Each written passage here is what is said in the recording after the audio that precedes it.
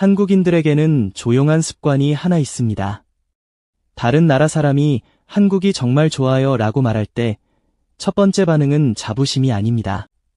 놀라움입니다. 정말요? 왜요? 그리고 그 질문 뒤에 이런 말이 따라옵니다. 우리나라가 뭐가 좋다고? 그 단 두 문장이 모든 것을 말해줍니다. 오늘은 K-팝 얘기가 아닙니다. 삼성도, BTS도, 오징어 게임도 아닙니다. 오늘 우리는 훨씬 더 깊은 곳으로 들어갑니다. 지구상에서 가장 놀라운 나라 중 하나가 애 스스로를 제대로 보지 못하는가? 왜 한국인들은 세계가 자신들을 바라보는 방식으로 자신들을 바라보지 못하는가? 그것을 오늘 심리학적으로 함께 탐구해 보겠습니다. 한국인의 심리를 이해하려면 반드시 역사로 돌아가야 합니다. 한국은 35년간 일본 식민 지배 아래 있었습니다. 그 이전에도 수백 년간 외세의 침략을 받았습니다. 중국, 몽골, 일본, 그리고 또 일본. 반복해서 심리학자들은 반복적인 트라우마를 겪은 민족에게 일어나는 현상을 이렇게 부릅니다. 학습된 자금, 런드 스몰리스. 이것은 약함이 아닙니다. 이것은 생존 전략입니다. 수백 년 동안 너의 언어는 중요하지 않다. 너의 문화는 가치가 없다. 너는 중요하지 않다는 말을 들으면 어느 순간 그 목소리가 외부에서 오는 것이 아니라 내부에서 들리기 시작합니다. 그것이 가장 무서운 순간입니다. 억압자의 목소리가 당신 자신의 목소리가 될 때 이것은 비판이 아닙니다. 이것은 역사입니다. 그리고 역사는 흔적을 남깁니다.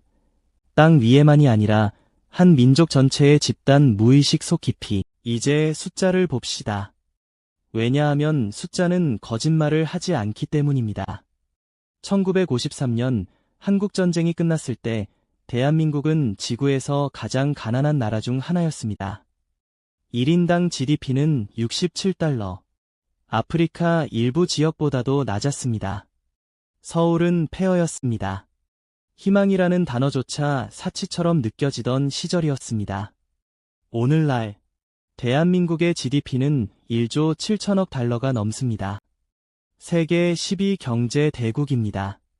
그 변화는 단 한 세대 만에 일어났습니다. 두 세대가 아닙니다. 세 세대도 아닙니다. 단 한 세대, 여러분의 할아버지, 할머니 세대가 그 기적을 만들었습니다. 기록된 인류 역사상 한국이 해낸 것을 이렇게 짧은 시간에 이렇게 낮은 곳에서 시작해서 해낸 나라는 단 한 곳도 없습니다.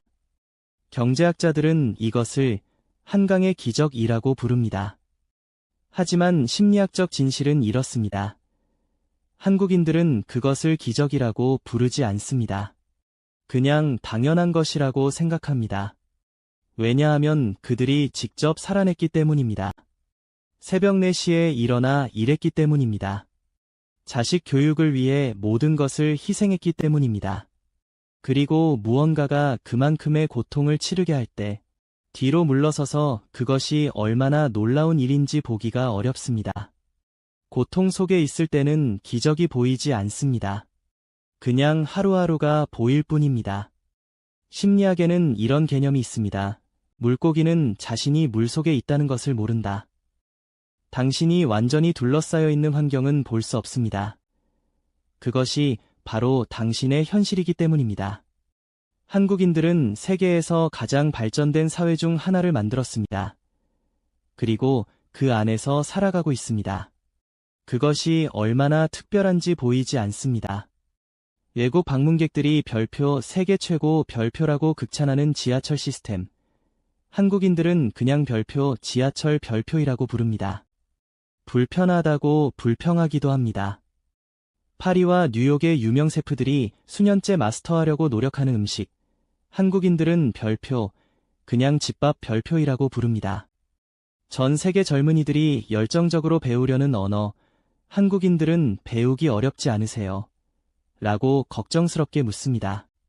지구 전체를 문화적으로 점령한 엔터테인먼트 산업, 한국인들은 여전히 가끔 묻습니다. 우리가 정말 그렇게 잘하나요? 네, 그렇습니다.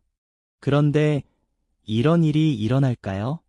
심리학자들은 이것을 내면화된 열등감, internalized inferiority이라고 부릅니다. 외부에서 오랫동안 작다는 말을 들은 집단은 객관적인 증거가 반대를 말해도 여전히 스스로를 작게 봅니다. 그것은 의식적인 선택이 아닙니다. 그것은 깊이 새겨진 심리적 패턴입니다. 영어로는 완전히 번역할 수 없는 한국어 단어가 있습니다. 한. 단순한 슬픔이 아닙니다. 단순한 분노도 아닙니다. 한은 깊고 오래되고 해소되지 않은 감정입니다. 가슴 깊은 곳에 조용히 살아있는 것, 하나의 사건에서 비롯된 것이 아니라 수백 년의 집단적 고통이 켜켜이 쌓여 만들어진 것.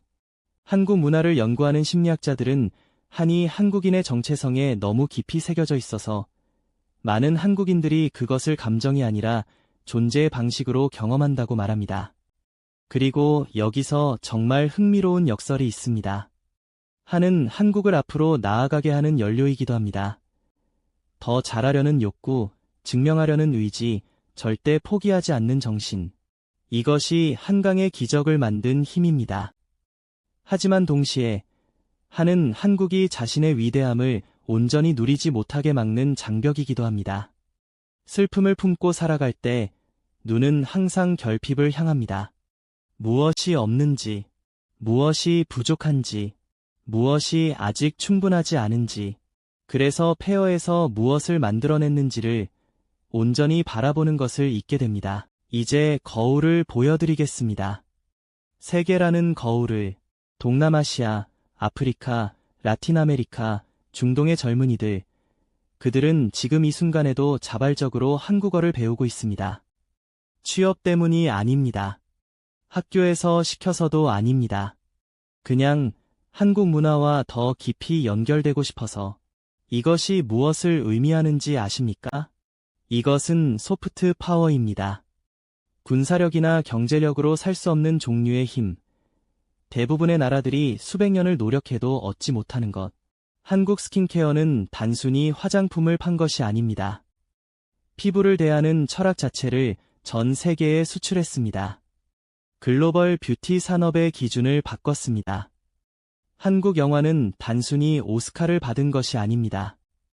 봉준호 감독은 할리우드가 수십 년간 시도하지 못했던 방식으로 인간의 이야기를 했습니다. 그리고 세계가 일어나서 박수를 쳤습니다. 한국 드라마는 단순히 인기 있는 것이 아닙니다. 넷플릭스 역사상 가장 많이 시청된 콘텐츠들이 한국에서 나왔습니다. 한국 기술은 단순히 글로벌 시장에서 경쟁하는 것이 아닙니다. 반도체, 디스플레이, 배터리, 이 분야들에서 한국은 세계를 이끌고 있습니다. 세계는 한국을 구경하는 것이 아닙니다.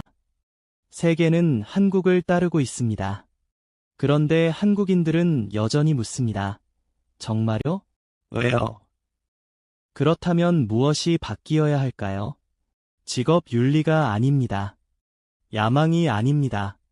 끝없는 노력도 아닙니다. 그것들은 이미 충분합니다. 그것들은 이미 기적을 만들었습니다.